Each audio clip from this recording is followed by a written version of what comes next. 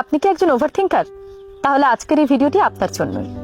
আমি সম্প্রতি একটি গল্প পড়েছি, সেই গল্পটি আজকে আপনাদের সঙ্গে শেয়ার করি। এক শিক্ষক একবার তার ক্লাসে যাওয়ার সময় একটি গ্লাসে করে কিছু পরিমাণ পানি নিয়ে যান।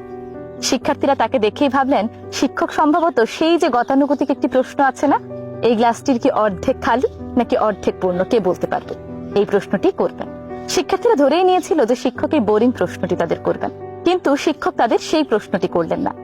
বরং শিক্ষক শিক্ষার্থীদের বললেন, এই গ্লাসটি কে কতক্ষণ ধরে রাখতে পারবে? এই গ্লাসটি ধরে রাখা কষ্টসাধ্য হবে নাকি সহজ হবে? তখন সবাই বলল বেশ সহজ হবে।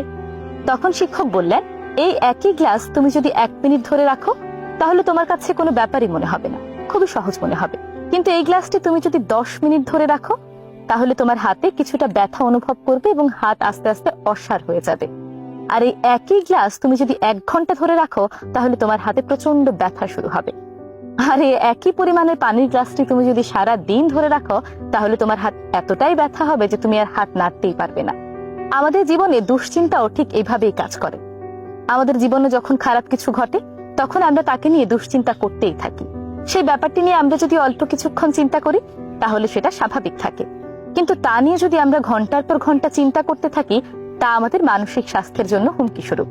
আর আমরা যদি সারা দিন ধরে তা চিন্তা করি তাহলে কিন্তু আমরা আরো অসুস্থ হয়ে পড়ব। সেই এক চিন্তা থেকে আরো নানা ধরনের চিন্তা ডালপালা গজাবে এবং সেই চিন্তা আমাদের মানসিকভাবে অক্ষম করে দেবে, ধীরে ধীরে আমাদের কার্যক্ষমতা কমিয়ে দেবে।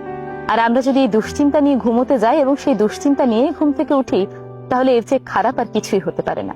যারা ওভার থিঙ্কিং করেন বা এক জিনিস নিয়ে বারবার চিন্তা করতেই থাকেন তাদের কিন্তু কর্মক্ষমতা ধীরে ধীরে হ্রাস পায়। যে বিষয়টি নিয়ে আপনি চিন্তা করছেন, যে বিষয়টি নিয়ে ভয় পাচ্ছেন, তার থেকেও বেশি ক্ষতিগ্রস্ত হচ্ছেন আপনি সেই বিষয়টি নিয়ে চিন্তা করে। তাই আমাদের জীবনে যখনই খারাপ কিছু ঘটবে তা নিয়ে বেশি চিন্তা করে আমরা নিজেদেরকে অসুস্থ করে তুলব না, বরং চেষ্টা করব সেই খারাপ সিচুয়েশন মোকাবেলা করার জন্য। ধন্যবাদ সবাইকে।